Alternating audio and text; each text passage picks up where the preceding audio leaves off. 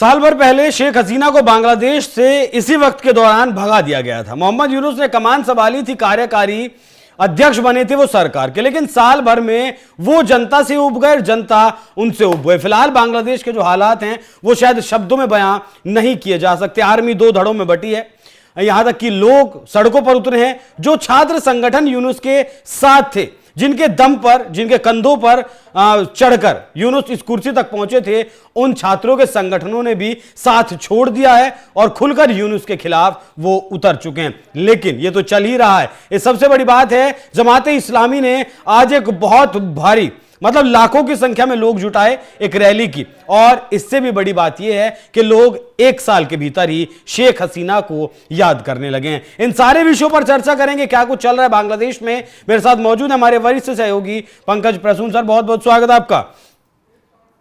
मतलब फिलहाल बांग्लादेश में एक्चुअली में क्या चल रहा है? एक्चुअली में चल रहा है, मैं आपको बता रहा हूं कि घटनाएं क्या क्या हुई। आज ढाका में एक सोहरावर्दी उद्यान है।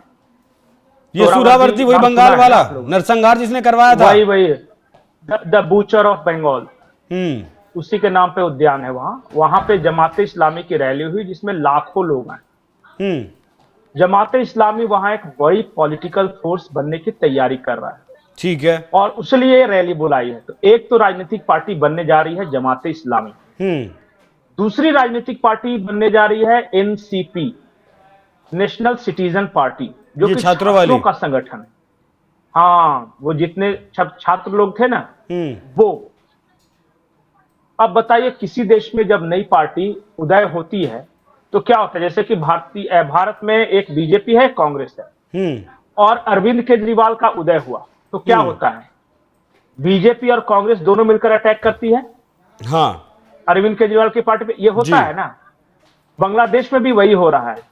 एनसीपी के उदय के कारण आवामी लीग और बीएनपी दोनों विरोध कर रही है उसका। अभी 3-4 दिन पहले गोपालगंज एक जगह है, आवामी लीग का गढ़, वहां पे जबरदस्त हिंसा हुई थी। दिन भर लड़ते रहे ये एनसीपी के लोग और आवामी लीग के लोग। एक तरफ से 6 लोग मारे गए, एक तरफ से 4 लोग मारे गए और सैकड़ों घायल हैं। तो ये तो चूंकि गोपालगंज में हुआ, इसलिए इसको अल जजीरा ने भी कवर किया, रॉयटर ने भी कवर किया और हमने भी कवर किया, इंडिया ने भी। लेकिन इस तरह की छिटपुट हिंसा बांग्लादेश में लगभग हर जगह हो रही है।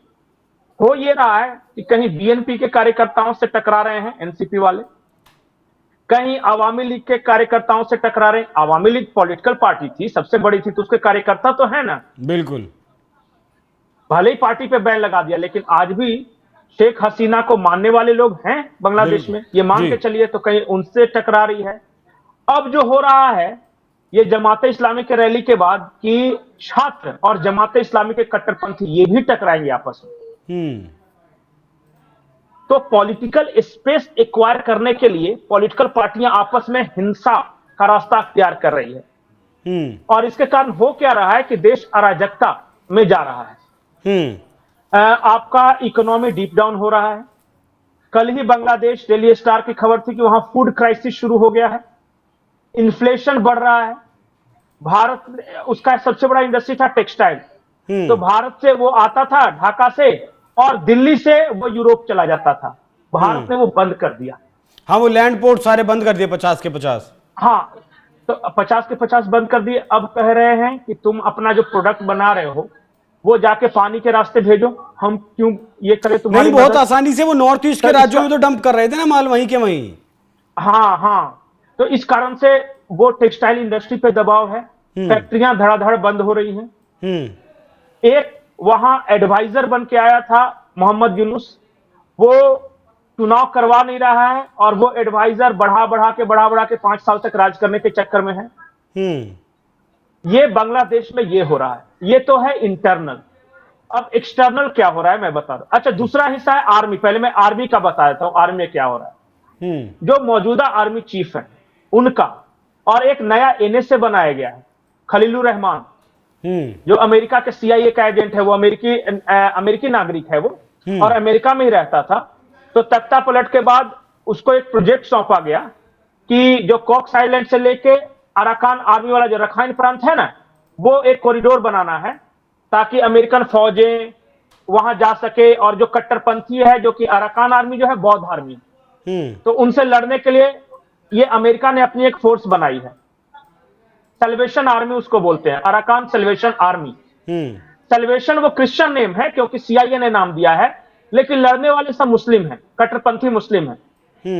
तो उन जिहादियों को कॉक्स बाजार में ट्रेनिंग देता है रोहिंग्याओं को, और वो कॉरिडोर के रास्ते वो अराकान सल्वेशन आर्मी वाले जाते हैं रखाइन प्रांत में, और अराकान सल्वेशन आर्मी वाले जो मुस्लिम है कट्टरपंथी, सीआईए के बैकअप से वो अराकान आर्मी जो बौद्ध है उनके साथ वो संघर्ष कर रहे हैं। ये है। तो खलीलुर रहमान के बारे में बता रहा था। खलीलुर रहमान क्योंकि सीआईए का ताकत है उसके पीछे, और मोहम्मद यूनुस को उसने वश में कर रखा है, तो वो ताकतवर आदमी है। यह बात बांग्लादेशी आर्मी के चीफ को पसंद नहीं है कि मेरे रहते कोई एक और पावर सेंटर हो जाए रक्षा के मामले में, और उन्होंने विरोध भी किया था ये रखाइन कॉरिडोर का। तो वहां 3 डिवीजन है बांग्लादेश आर्मी में। एक है मीरपुर डिवीजन के जो कमांडर हैं, जो हेड हैं, वो आवामी लीग के और शेख हसीना के समर्थक हैं। ठीक है। और ये फखर जमा है जो कि आर्मी चीफ है, ये न्यूट्रल आदमी था। ये क्या चाहता है कि अपनी सत्ता, वहां जो कू होते रहता है ना बांग्लादेश में, तो मैं कू करके किस तरह सत्ता में अपनाऊं, पर वो हो नहीं पा रहा है। और तीसरा है खलीलुर रहमान, उसके साथ भी कुछ लोग हैं, खास करके जो कट्टरपंथी हैं, उस तरह के जो रेडिकलाइज्ड आर्मी वाले हैं, तो वो उसके साथ है। तो आर्मी में डिवीजन है तो यहां भी लड़ाई है, पॉलिटिकल पार्टी में डिवीजन है तो वहां भी लड़ाई है। एक तरफ जमात इस्लामी एनसीपी, दूसरी तरफ अब ये बीएनपी और अवामी लीग। ट्रेड कॉमर्स का मैंने बताया ही। एक उम्मीद थी बांग्लादेश के लोगों को, मैं आपको ईमानदारी से बता रहा हूं कि जब तख्ता पलट होगा और शेख हसीना जाएगी तो अचानक बांग्लादेश में सब कुछ अच्छा होगा, मोहम्मद यूनुस आएगा, खूब डेवलपमेंट होगा, हम अमीर होंगे, और 7 सिस्टर्स को भारत से अलग कर देंगे, चाइना हमको मदद कर देगा उसके लिए, और अमेरिका खूब पैसे दे ही देगा। ये उनकी उम्मीद थी। वो उम्मीद पूरी नहीं हुई। अमेरिका ट्रंप के आने के बाद पैसे भी बंद हो गए। जो चाइना को नॉर्थ ईस्ट का लालच दिखाया था, चाइना समझ गया ये गेम प्लान। वो एक लिमिट तक तो आगे बढ़ रहा है, लेकिन उतनी मदद नहीं कर रहा है जितना एक्सपेक्टेशन था। क्योंकि चाइना को पता है ना कि सीआईए आके बैठी हुई है, और म्यांमार में क्या खेला कर रही है सीआईए। जो म्यांमार की सरकार है वो तो चाइना के बैकअप से चल रही है ना सरकार।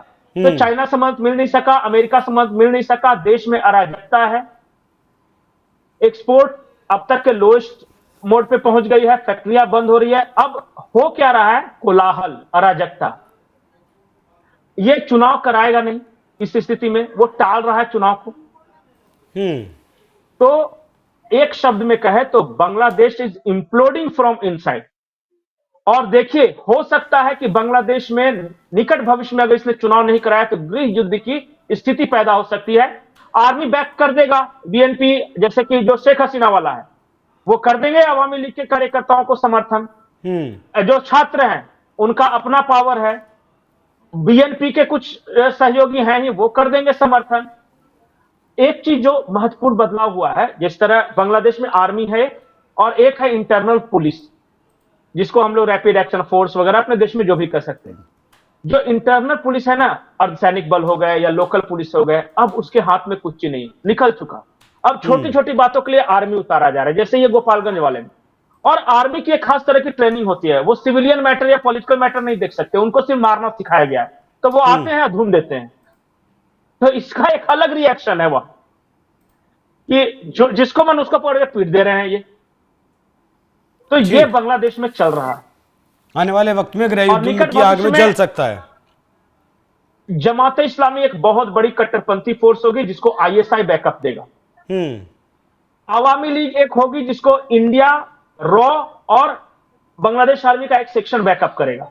सीआईए का एक सेक्शन होगा जो खलीलुर रहमान और वो सब मोहम्मद यूनुस बैकअप करेंगे। इस तरह से लड़ाई वहां होगी। ये तो मतलब वही होगा जिस तरीके से सीरिया में हुआ था। एग्जैक्टली और योजना भी यही थी। रोनाल्ड लू का आप शायद 2019 का एक देखिए, उसका मिशन था कि बांग्लादेश को हम सीरिया बना देंगे। और जिस तरह आईएसआईएस के लोगों को ट्रेनिंग दी है सत्ता पे उखाड़ फेंकने के लिए, उस तरह हम नॉर्थ ईस्ट में डिस्टर्बेंस पैदा करने के लिए लोगों को ट्रेनिंग देंगे और म्यांमार का कुछ हिस्सा और नॉर्थ ईस्ट का कुछ हिस्सा मिलाकर हम सूडो क्रिश्चियन कंट्री बनाएंगे। अब वो हो नहीं रहा है। एक और बड़ा परिवर्तन हुआ है। अमेरिका ने ये जब उल्फा फुल्फा थे ना, जो भाग के गए थे सब, जी, वो उसको छोड़ा था मोहम्मद यूनुस ने, सब जेल से रिलीज वगैरह किया था उन आतंकियों को। और वो आतंकी क्या किए कि फिर से एक कैंपेन हम लोग ये कर देंगे वो कर देंगे, जाके म्यांमार में ट्रेनिंग कैंप चला रहे थे। भारत ने क्या किया, चुपके से ड्रोन मार के उन सबको बर्बाद कर दिया और किसी को पता भी नहीं चला। अभी हुआ था ना, खबर आई थी ना। नहीं, ऑपरेशन बाम तो बलूचिस्तान में है, वो नहीं। अच्छा, ये अभी क्या किया मतलब है, किया था, हमने कवर किया था म्यांमार में ड्रोन अटैक किया है, 50-100 मारे गए हैं। तो एक मैसेज दे दिया भारत ने, ज्यादा फड़फड़ाओ नहीं, जिस चक्कर में हो ना, हाँ सीरिया वाला नहीं होने वाला है यहाँ पैदा होते ही मार देंगे ड्रोन। ठीक है सर, ये है बहुत बड़ा नुकसान हुआ है। वो देखते हैं क्या होता है आने वाले वक्त में। चल रहा है बांग्लादेश में किस तरफ जाता है। हालांकि जाता हुआ तो गृह युद्ध की तरफ दिख रहा है, बाकी कब तक जाता है बस अब तो वो देखने वाली बात होगी। और क्या वाकई में सीरिया 2.0 बांग्लादेश बनने वाला है, ये बड़ा सवाल है। जी पंकज जी, और ये जो बुढ़ा है ना जिसको आप दिखा रहे थे नोबेल पीस प्राइज वाला, ये तो भागेगा आज न कल, ये भागेगा नहीं तो फिर मारा जाएगा। तीसरा कोई इसके पास विकल्प नहीं है। ठीक है सर, बहुत धन्यवाद आपका जुड़ने के लिए। बाकी दर्शकों, आप इस विषय पर क्या सोचते हैं, अपनी राय हमें कमेंट कर जरूर बताइएगा। नमस्कार।